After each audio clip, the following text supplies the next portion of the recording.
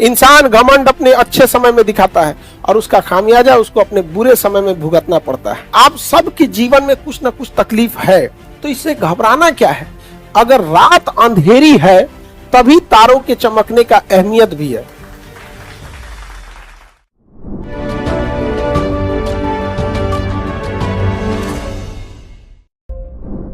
हमको सबसे बड़ा गिफ्ट चाहिए आप लोग की नौकरी।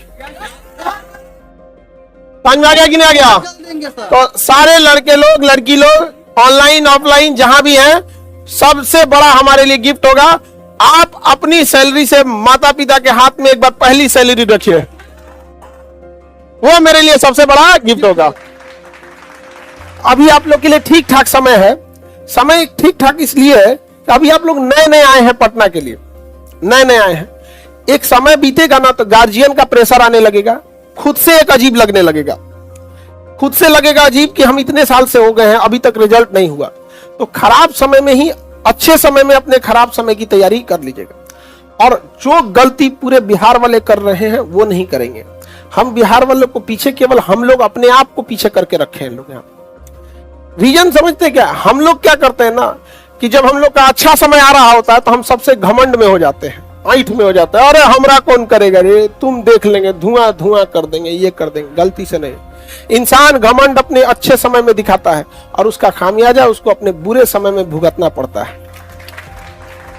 हम लोग देखिएगा आज अपने गांव मोहल्ला में देखिएगा, शहर में, रिश्तेदार में देखिए, एक दूसरे से जलन जरतुआ ही रख रहा है। जानते हैं क्यों? क्योंकि उसका ठीक समय चल रहा है। आप अपने ठीक समय में आप किसी को नीचा दिखाइएगा, जिस दिन समय खराब रहेगा उस दिन तो वो आपका साथ नहीं देगा बल्कि और फायदा उठा के कचर देगा। और ये चीजें इतनी बड़ी पैमाने पे हो रही है जिस वजह से कोई किसी के साथ नहीं दे रहा है। इसलिए कभी किसी का मजाक नहीं उड़ाइएगा यहाँ पर। और आप सबके जीवन में कुछ ना कुछ तकलीफ है, तो इससे घबराना क्या है। अगर रात अंधेरी है तभी तारों के चमकने का अहमियत भी है कि नहीं? जीवन में अगर तकलीफ ही नहीं होगा, चुपचाप एक अमीर घर में जन्म लिए, खाने पीने का कोई कमी नहीं था, आधा घंटा पढ़ते थे, मम्मी हॉर्लिक्स लेके आ जाती थी, बाबू पी लो।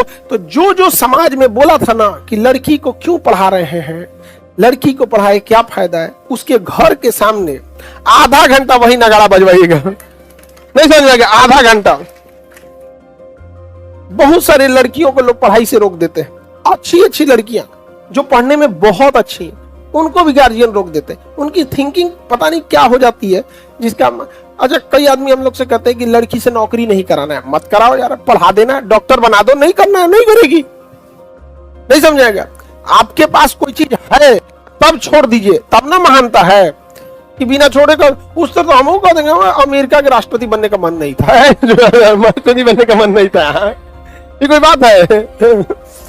तो गलत लोग भी माँ बाप अगर भेजे यहाँ पढ़ने के लिए तो उसका सदुपयोग कीजिएगा। यहाँ जो नए नए वादे करते हैं सब लड़के लोग या लड़के लोग, आप लोगों को भी बहुत मन लगता होगा इस सब बातचीत करने में। याद रखिएगा, स्टूडेंट लाइफ में जिस चीज से आपको बहुत खुशी मिली होगी ना, जिस लम्हों में आप खूब खुश रहेंगे ना, 2-4 साल बाद उन्हीं लम्हों को याद करके रोएंगे कि ये गलती नहीं किए रहते तो आज हम भी सफल होते। हम लोगों के पास देखो, पढ़ाई बहुत टफ नहीं है। दुनिया का सबसे आसान काम है पढ़ना और पढ़ाना। हम लोग का उद्देश्य है कि एजुकेशन को कैसे भी करके एफोर्डेबल बनाया जा सके। हर चीज का कुछ ना कुछ उद्देश्य होता है, कोई पैसा कमाने के लिए, कोई फेम कमाने के लिए। हम लोग का उद्देश्य है हम लोग व्यवस्था चेंज करें। जैसे अभी आप गौर से देखेंगे, अब एक व्यवस्था, एक दौर आ चुका है जब सब लोग का कहना है कि एजुकेशन को व्यापार मत बनाइए। एक समय था कि जिन टीचरों का शकल देखने के लिए 2 लाख रुपया दिल्ली और कोटा में जाके देना होता था, आज वो शिक्षक आपके शहर में आके महज कुछ पैसों में पढ़ा के जा रहे हैं कि नहीं जा रहे हैं? तो एक व्यवस्था में चेंज लाए हम लोग। पहले रक्षाबंधन लोग घरे में मना लेते थे।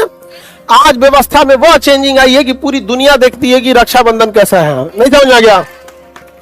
कोई जैसे अंबानी साहब अपने बेटा के ब्याह में बहुत खर्चा किए, उनका अपना शौक है, हमारा अपना शौक है। हम बहनों की राखी में अपना दिल खोल के खर्च करते हैं यहाँ पर। नहीं समझे? हमको नहीं लगता है कि शाकाहारी में उससे ज्यादा आइटम कभी बनता होगा यहाँ पे। हाँ, हमेशा कुछ ना कुछ बढ़ाते ही रहते हैं यहाँ पर। और उस दिन मांसाहारी नहीं ना खाया जाता है जी। हर मांसाहारी में किचाइनो ढेर हो जाता है, तो उस दिन तो हमारा अपना व्यवस्था, दो चीजों में चेंजिंग हुआ कि नहीं। तीसरी, आप गौर करिएगा कि पहले एक टेस्ट होता था एग्जाम वगैरह पे, हम लोगों ने एक नई व्यवस्था स्थापित करने की कोशिश की कि जिस तरह से आयोग सेंटर बुक करता है, वहां एडमिट कार्ड जारी करके एग्जाम का सेंटर लेता है, अब हम लोग उस तरह से जो भी कंपटीशन, चाहे वो बीपीएससी हो या फिर दरोगा हो या अभी यूपीएससी आ रहा है या जो भी है सचिवालय लेवल का, उसमें हम लोग सेंटर भेज के अब वहां एग्जाम कंडक्ट कराएंगे। तो पहले कोचिंग में टेस्ट होता था, अब हम लोग की मेरा मुख्य उद्देश्य यही है कि धीरे धीरे 6 महीना साल भर के अंदर इसे व्यवस्था के रूप में स्थापित कर देंगे।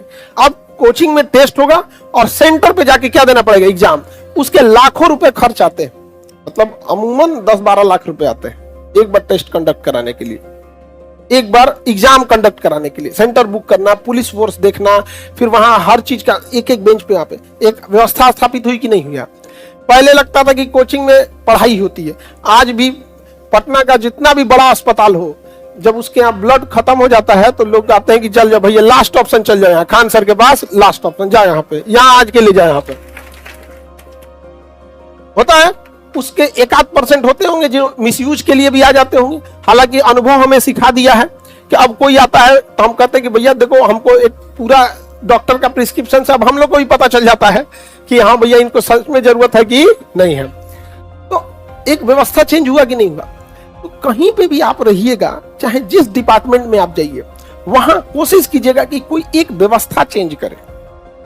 आज अगर कोई रिक्शा वाला, सब्जी वाला या कोई ऐसा व्यक्ति है जो बच्चे को नहीं पढ़ा सकता है, जो बहुत अंडर मतलब पॉवर्टी के बहुत नीचे है, तो उसको एक उम्मीद के तौर पे केजीएस को देखता है कि नहीं हम वहां भेज के हम अच्छा से पढ़ा देंगे यहाँ पे। और आप लोग को जब भेजा गया है तो उसका यूज कीजिए। मिसयूज करेंगे और खाली हाथ लौटेंगे तो खाली हाथ लौटने से ना सबसे ज्यादा तकलीफ आपको आए ही क्यों थे जब खाली हाथ लौटना था। तो क्योंकि जब आप एक अभी क्या है कि आप पढ़ाई लिखाई कर लिए, अब पढ़ाई लिखाई करने के बाद आपकी वो थिंकिंग ब्रॉड हो गई है कि हमारी पर्सनल लिबर्टी भी होती है, हमारे राइट्स भी हैं, हमें भी इज्जत चाहिए, समाज में बराबरी का हक चाहिए। लेकिन अगर अब खाली हाथ लौटिएगा ना, खास करके लड़की लोग, तो जीना और मुश्किल हो जाएगा। छोटा बच्चा को देखिए ना, उसको नया खिलौना दिला दीजिएगा ना, नया खिलौना, तो मेहमान के सामने अपने गड़िया के रगड़ेगा, देखिए मेरा गाड़ी कैसे भाग रहा है, आपको क्या लगेगा, बच्चा है अभी। उसी तरह से अभी कई लड़के मोटरसाइकिल है लेके ऐठ रहा है, वो सभी अभी बच्चा है। आप लेकिन कुछ भी कर सकते हैं, एज का कोई बाउंडेशन नहीं है, लेकिन पढ़ाई के लिए बाउंडेशन हो जाता है, फिर आपको खुद से अजीब लगेगा, तो दोबारा मन भी नहीं लगेगा पढ़ने के लिए। तो बेटर ये है कि ये मौका है, इसको मत गंवाइए। अगली साल आप लोग मोक्ष प्राप्त करके, ये मोक्ष का मतलब फॉर्म भरने, दोबारा भरने, एडमिट कार्ड डाउनलोड करने, एग्जाम देने, एग्जाम सेंटर पे जाने, फिर वापस लॉज पे आने, फिर फॉर्म भरने, ये सब जो बार बार पुनर्जन्म हो रहा है, इससे क्या पा लीजिए, छुटकारा, मुक्ति पा लीजिए। समझ में आ गया कि नहीं गया? नहीं तो लड़का लोग तो कहियो ना कहियो कामयाब हो जाता है। कामयाब इन द सेंस लड़कों से क्या उम्मीद किया जाता है, गार्जियन इनकी खुशी, बाहर में जाए, सभी कामयाबी। ये कमाएगा नहीं ना तो इसका जीवन नरक है, इसका जीवन एकदम नरक है। यहाँ पर एक उदरिया कह रहा है, यस सर, अरे बकलवा, तुमको जो अभी लग रहा है यस सर नो सर ना, एक दिन रोएगा, नहीं समझ में आएगा तो यहाँ पर